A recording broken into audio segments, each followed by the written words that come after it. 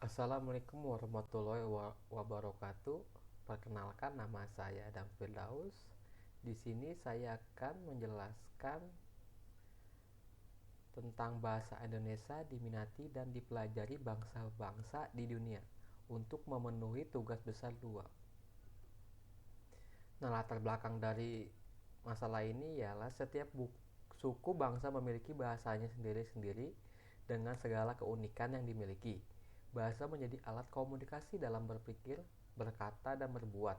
Bahasa memperjelas maksud seseorang atau kelompok dalam penyampaiannya. Oleh karena itu, tidak mengherankan kalau sering kita menjumpai orang lain berbicara dengan bahasanya yang tidak kita mengerti. Itu berarti ada bahasa yang lain selain bahasa yang kita miliki. Pertanyaannya, bagaimana mungkin kita bisa berkomunikasi dengan orang yang berbeda bahasanya dengan kita? Salah satu cara untuk bisa berkomunikasi dengan orang yang berbeda bahasanya dengan kita adalah dengan belajar bahasa mereka. Namun kebanyakan orang Indonesia yang pesimis akan negaranya mungkin akan merasa malu terhadap bahasa Indonesia, mengira bahwa bahasa Indonesia hanya dipelajari dan digunakan di Indonesia, dan menganggap bahasa Indonesia kalah menarik dibanding bahasa asing atau bahasa lainnya. Mereka pasti akan terkejut bila mengetahui betapa populernya bahasa Indonesia di dunia. Pembahasan kali ini ialah ada tiga. Yang pertama adalah alasan bahasa Indonesia diminati dan dipelajari oleh dunia. Yang kedua, cara pengajaran dan pembelajaran bahasa Indonesia untuk orang asing. Yang ketiga, hambatan Indonesia untuk menjadikan bahasanya menjadi bahasa internasional. Alasan bahasa Indonesia diminati dan dipelajari oleh dunia. Yang pertama ialah mudah dipelajari. Struktur bahasa Indonesia lebih mudah daripada bahasa lainnya.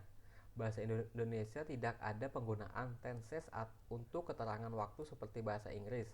Dalam dalam 3 bulan saja orang asing sudah bisa berkomunikasi bahasa Indonesia yang dasar-dasar. Yang kedua, bahasa multiserapan. Bahasa Indonesia walaupun berinduk pada bahasa Melayu, namun banyak kosakata dalam bahasa Indonesia yang berasal dari serapan bahasa-bahasa besar di dunia. Di antaranya adalah bahasa Arab, Sanskerta, Portugis, India, Belanda, Inggris, dan bahkan Jepang. Yang ketiga, sektor ekonomi memiliki potensial. Dengan jumlah penduduk yang besar dan potensi ekonomi yang cukup besar di kawasan ASEAN bahkan dunia, seharusnya Indonesia layak menjadikan bahasa Indonesia sebagai bahasa pasar internasional. Misalnya Jepang dan Cina yang menerapkan ini sehingga demi bisnis ekonomi orang rela mempelajari bahasa Mandarin dan Jepang. Cara pengajaran dan pembelajaran bahasa Indonesia untuk orang asing. Bahasa Indonesia yang dipelajari oleh orang asing ini dikenal dengan istilah BIPA. BIPA adalah singkatan dari bahasa Indonesia bagi penutur asing. Sesuai namanya, fokus BIPA adalah membelajarkan bahasa Indonesia kepada para penutur asing yang ingin mempelajari bahasa Indonesia dengan program pembelajaran keterampilan seperti berbicara, menulis, membaca, dan mendengarkan. Pembelajaran BIPA ini bisa dilaksanakan di Indonesia maupun di negara-negara lain yang memiliki penyelenggaraan BIPA. Proses pengintegrasian bahasa Indonesia ke dalam pembelajaran BIPA dapat dilakukan dengan berbagai cara. Salah satu cara yang dapat dilakukan adalah memberikan pembelajaran tentang kebudayaan Indonesia di kelas. Kebudayaan Indonesia menjadi salah satu materi pembelajaran bagi pembelajaran BIPA. Pada akhir tahun 2020 tercatat sebanyak 420 lembaga penyelenggara program BIPA di 41 negara dengan total 72.746 pembelajar. Nah, di sini ada hambatan Indonesia untuk menjadikan bahasanya menjadi bahasa internasional. Yang pertama ialah rendahnya kualitas sumber daya manusia di Indonesia, menyebabkan susahnya mengembangkan bahasa Indonesia menjadi bahasa internasional dalam penggunaan bahasa. Banyak orang Indonesia yang belum mempedulikan berbahasa Indonesia yang baik dan benar. Yang kedua, paradigma masyarakat tentang penggunaan bahasa asing sebagai gengsi sosial. Sebuah tren penggunaan bahasa daerah dikalahkan oleh bahasa Indonesia dan penggunaan bahasa Indonesia dikalahkan oleh penggunaan bahasa Inggris. Orang banyak berpikir bahwa menggunakan bahasa asing yaitu bahasa Inggris menunjukkan gengsi sosial yang tinggi dan dianggap orang berpendidikan. Yang ketiga, belum adanya ujian untuk kemahiran berbahasa Indonesia yang bisa dijangkau di luar negeri. Sampai saat ini belum ada ujian untuk kemahiran berbahasa Indonesia yang terjangkau di luar negeri.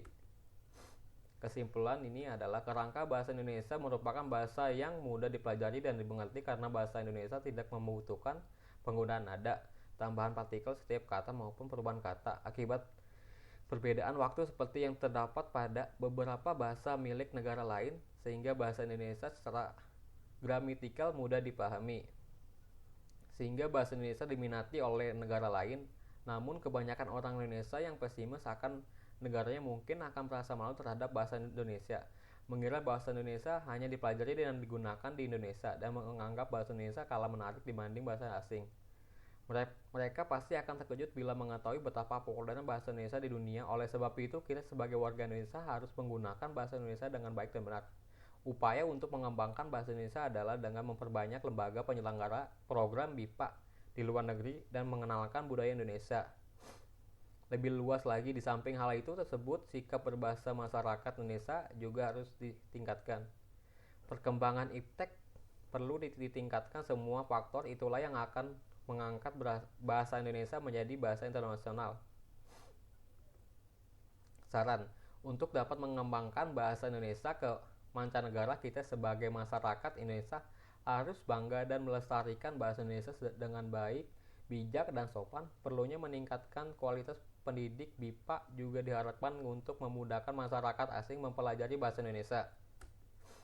Sumber, di sini ada beberapa sumber atau referensi yang saya ambil. Nah, sekian, terima kasih. Wassalamualaikum warahmatullahi wabarakatuh.